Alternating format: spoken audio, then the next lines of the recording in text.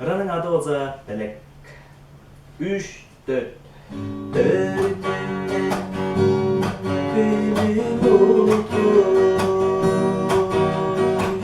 Törlerin manalap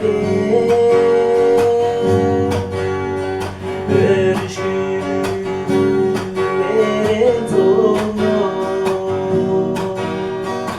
Öbütlerin manalap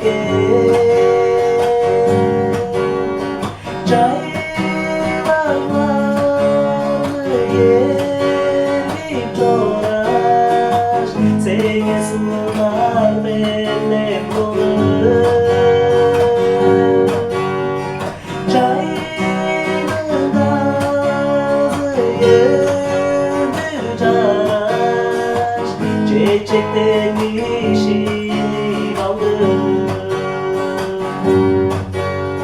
Şiir alan kovar beni Sevgilimi kandır bastı Çiftez ömrü kovar çekecek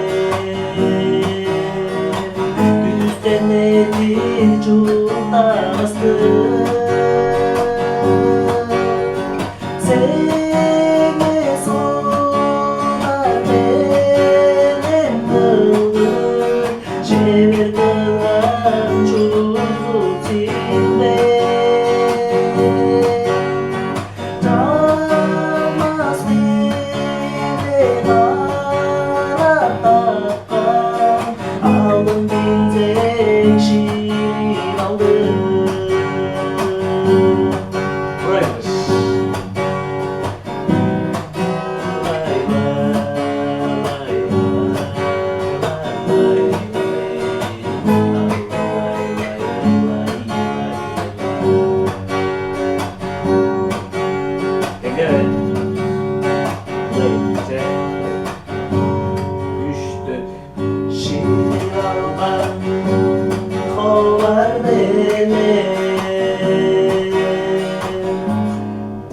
Belek mi? Şivallar kovar belek